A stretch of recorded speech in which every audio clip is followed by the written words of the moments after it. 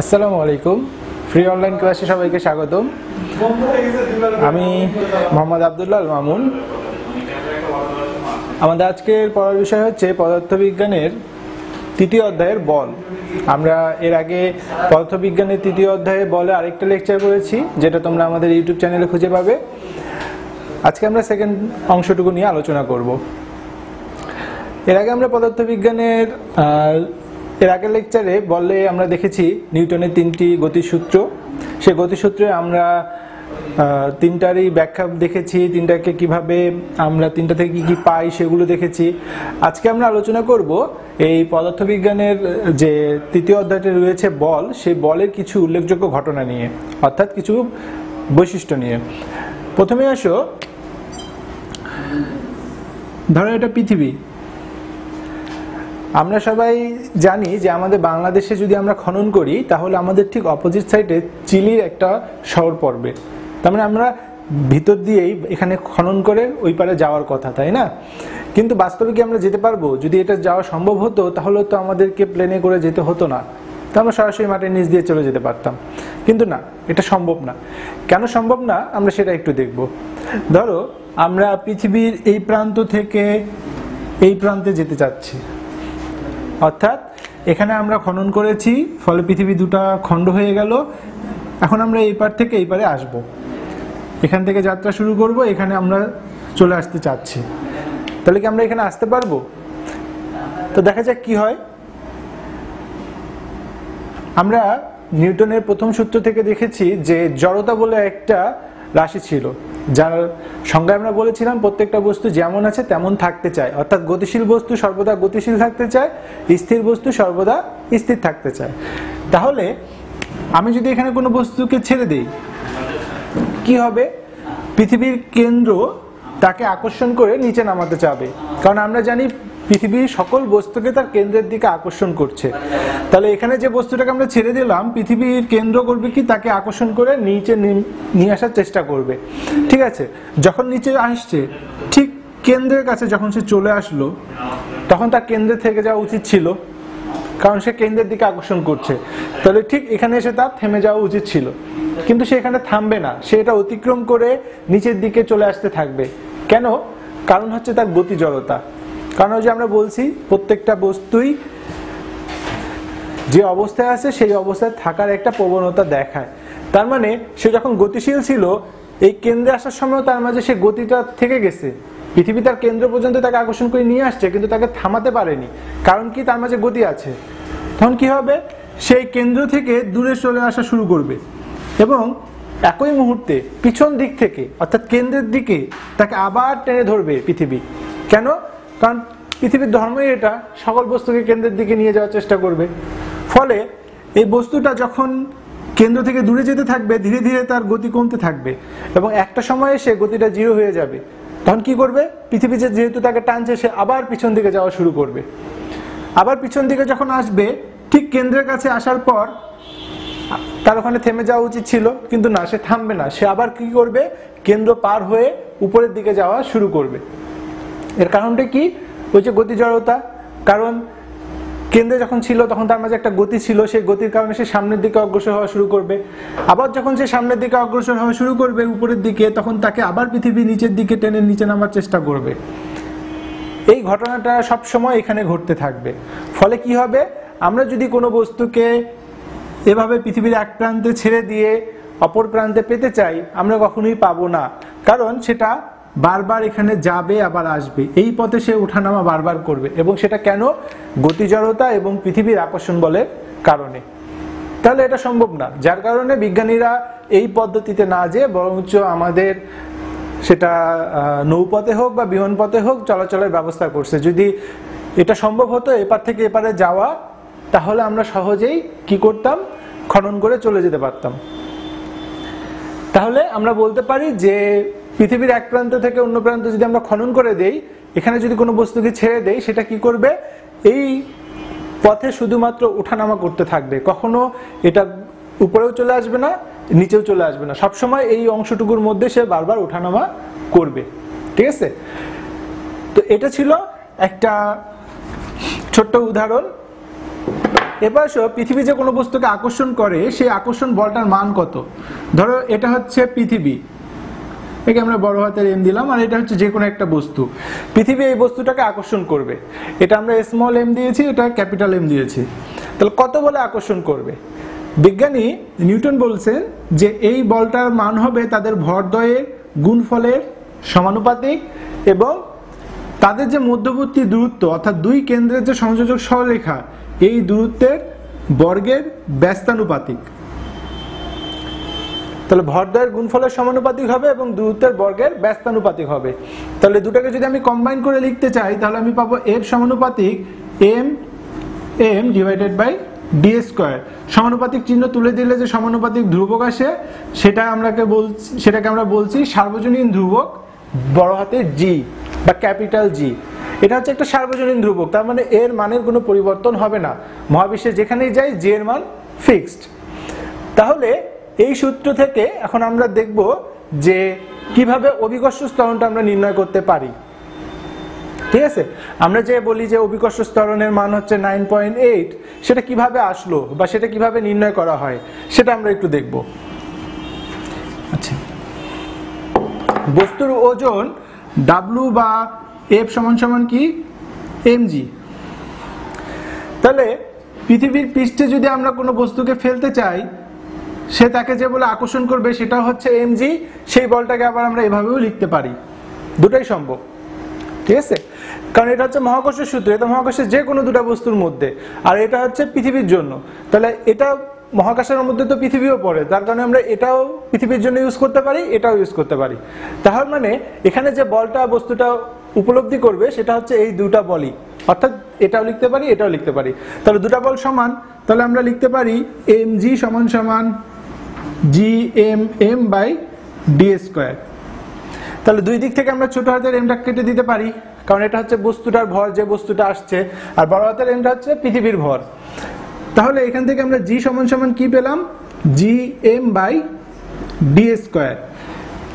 এখন যদি ধরে নাও যে বস্তুটা আছে আমাদের পৃথিবীর পৃষ্ঠের উপরে, অর্থাৎ আমরা যে ভূমিতে দাঁড়িয়ে থাকি সেই ভূমির উপরে, তাহলে ডি এর মান কেমন হবে?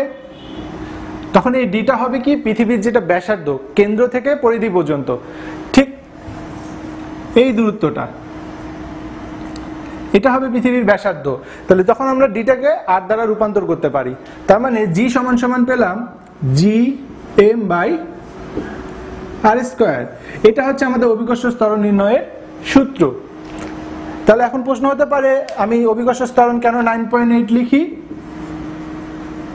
কারণ জি এর মান ফিক্সড, এটা সার্বজনীন ধ্রুবক, বড় হাতের এম পৃথিবীর ভর তো ফিক্সড, আর পৃথিবীর ব্যাসার্ধ সেটাও ফিক্সড, যার কারণে এই সবগুলো মান এখানে বসিয়ে দিলে আমরা 9.8 পাই।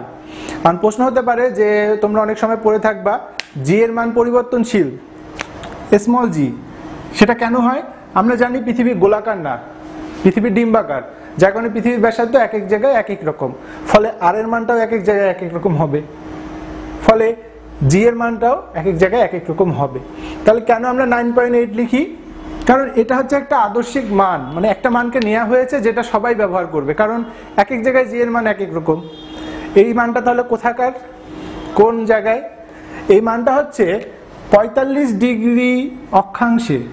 আমরা জানি যে পৃথিবীকে আমরা 90টি দ্রাঘিমা রেখায় ভাগ করেছি, তো তার মধ্যে এই 45 ডিগ্রিতে সমুদ্রতলে যে আর এর ব্যাসার্ধ, সেই ব্যাসার্ধ ব্যবহার করে যে জি পাওয়া যায় এটা হচ্ছে সেই জি 9.8।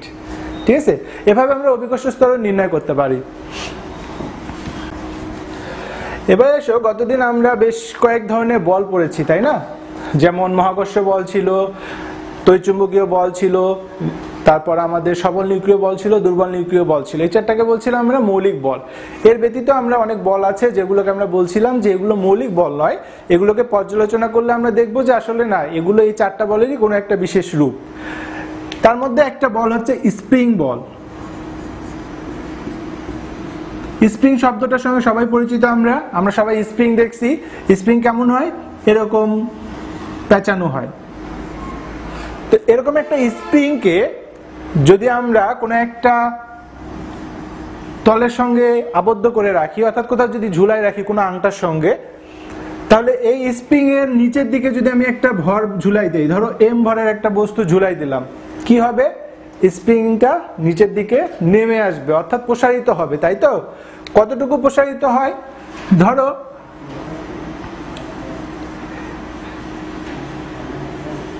প্রসারিত হয়ে এখানে আসলো, তাহলে এতটুকু অংশ আমাদের প্রসারিত হচ্ছে, সেই অংশটুকুকে আমরা নামকরণ করলাম এক্স। তার মানে এম ভর এখানে ঝুলিয়ে দেওয়ার কারণে এখানে প্রসারিত হলো কতটুকু? এক্স। এখন তুমি যদি এই বলটাকে অপসারণ করো কি হবে? আসলে তো এটা একটা বল, তাই না? আমি ভর ঝুলিয়ে দিয়েছি, বলতেছি আমি এম ভর ঝুলাই দিছি, কিন্তু বলতেছি আমি বল প্রয়োগ করছি। কেন?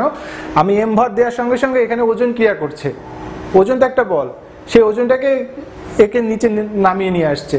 তাহলে আমি যদি এখন এই বলটাকে অপসারণ করি বা এই ভরটাকে অপসারণ করি, তাহলে স্প্রিংটা হবে কি? আবার পূর্বের অবস্থায় ফিরে আসবে। তাকে কে ফিরিয়ে নিয়ে আসলো? সে কি নিজে নিজে ফিরিয়ে গেছে? না, এখানে তাকে ফিরিয়ে নিয়ে আসা হয়েছে। এই যে বলটা তাকে ফিরিয়ে নিয়ে আসছে সেটাকে বলতেছি আমরা স্প্রিং বল। কারণ কি? স্প্রিং এই বল প্রয়োগ করে তাকে পূর্বের অবস্থায় ফিরিয়ে নিয়ে আসছে। এই স্প্রিং বলের সূত্র হচ্ছে F = -kx। F = -kx। Extra তাহলে কি? এই যে যতটুকু সম্প্রসারিত হচ্ছে বা যতটুকু সংকুচিত হয় সেটাও আমরা দেখতে পারি। আমি যদি স্প্রিংটাকে উপরের দিকে চাপিয়ে দিতাম বল প্রয়োগ করে, তারপর ছেড়ে দিতাম, সে আবার পূর্ব অবস্থায় ফিরে আসতো, তাই না? তাহলে এখানে যেভাবে প্রসারিত করছি ঠিক একইভাবে এটাকে আমরা সংকুচিতও করতে পারতাম। সে সংকুচিত হোক বা প্রসারিত হোক, যতটুকু হবে সেটাই হচ্ছে এক্স। আর কেটাকে বলা হচ্ছে স্প্রিং ধ্রুবক। এটা বস্তুর উপর ডিপেন্ড করে, এক এক ধরনের বস্তুর জন্য স্প্রিং ধ্রুবক এক এক রকম, অর্থাৎ এই স্প্রিং এর উপর ডিপেন্ড করছে তার স্প্রিং ধ্রুবকটা কত হবে।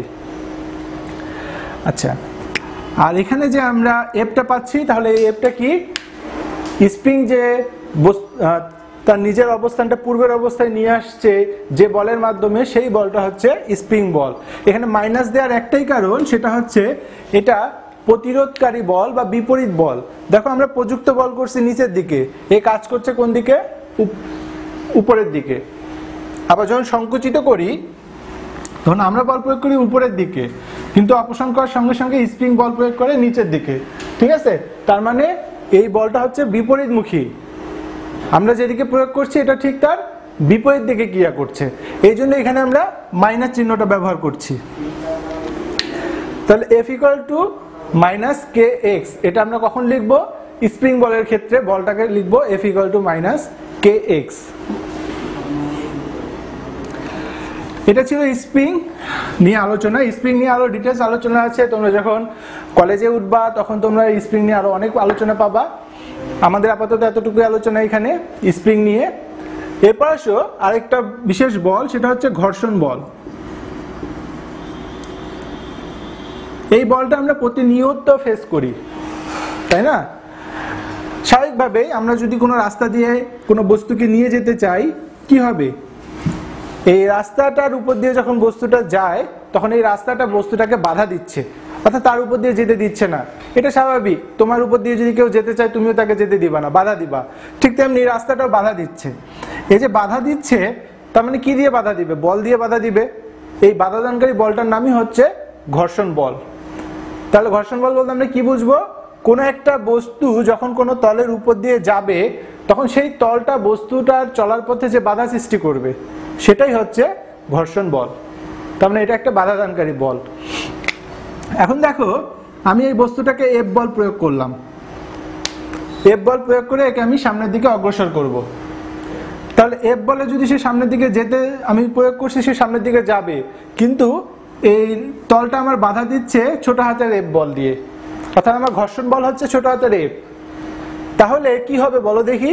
এই প্রযুক্ত বলটা আগে ঘর্ষণ বলটাকে নিষ্ক্রিয় করে দিবে, কারণ আমি যদি ঘর্ষণ বলটাকে নিষ্ক্রিয় করতে না পারি বস্তুটাকে আমি সামনের দিকে নিয়ে যেতে পারবো না, তার বাধাটাকে আগে আমাকে অতিক্রম করতে হবে। তাহলে এই এফ এর মান হতে হবে ছোট হাতের এফ এর থেকে অবশ্যই বড়, কারণ এটা যদি বড় না হয় বস্তুটা সামনে যাবে না। তার মানে এফ এর থেকে বড় হাতের এফটাকে বড় হতে হবে। এই যে বড় হচ্ছে, এটার যে একটা পার্থক্য পাচ্ছি, সেই পার্থক্যটাই হচ্ছে আমাদের কার্যকর বল, অর্থাৎ কতটুকু বলে সে সামনের দিকে অগ্রসর হচ্ছে সেটা। তাহলে আমরা বুঝতে পারছি যে আমরা যতটুকু বল প্রয়োগ করছি পুরো বলটা এখানে কাজ করছে না। কতটুকু কাজ করছে? এই ঘর্ষণ বলটা বাদ দেওয়ার পরে যতটুকু থাকবে সেই বলে সে সামনের দিকে অগ্রসর হচ্ছে, তার মানে সেই বলটা এখানে ক্রিয়াশীল রয়েছে। তাহলে এখানে কার্যকর বল হচ্ছে F মাইনাস এফ। এই এফ এর মান সাধারণত আমরা কিসের মাধ্যমে নির্ণয় করতে পারি? নির্ণয় করতে পারি যেহেতু ঘর্ষণ বলটা বস্তুটার অভিকর্ষ ত্বরণের সঙ্গে সম্পর্কিত, যার কারণে এটাকে সবসময় অভিকর্ষ ত্বরণ দিয়ে প্রকাশ করা হয়, অর্থাৎ অভিকর্ষ ত্বরণের মাধ্যমে এটা আমাদেরকে নির্ণয় করতে হবে। যেমন mg হতে পারে, ঠিক আছে? আচ্ছা, যেহেতু এটাও বল তার মানে এরও একক হবে কি? অবশ্যই নিউটন। যত বল আছে সবগুলোরই একক হচ্ছে নিউটন, বল মানেই সেটা নিউটন, তার একক। আচ্ছা, এখন আসো ঘর্ষণ বলের প্রয়োজনীয়তাটা কি? এই ঘর্ষণ বল থাকলে সুবিধা না না থাকলে আমাদের সুবিধা? ধরো তুমি একটা রাস্তা দিয়ে হাঁটছো, তোমরা হয়তো দেখবা যে তোমাদের চলার পথে যে রাস্তাগুলো দিয়ে তোমরা চলাচল করো সবগুলো রাস্তায় এরকম পাথর দেয়া থাকে, তাই না? এবং পাথরগুলো কখনোই মসৃণ হয় না। মসৃণ বলতে আমরা তো চাইলে কার্পেট বিছিয়ে দিতে পারতাম, আমরা চাইলে কাঁচ দিয়ে দিতে পারতাম, সেটা কেন দেই না?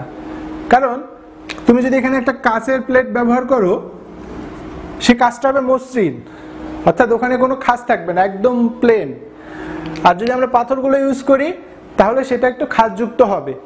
এই জন্য আমরা ওখানে রাস্তায় পড়ে গেলে আমাদের হাত ছিলে যায়, কিন্তু আমরা কাঁচের উপর যদি পড়ে যাই আমাদের হাত ছিলে যায় না, ঠিক আছে?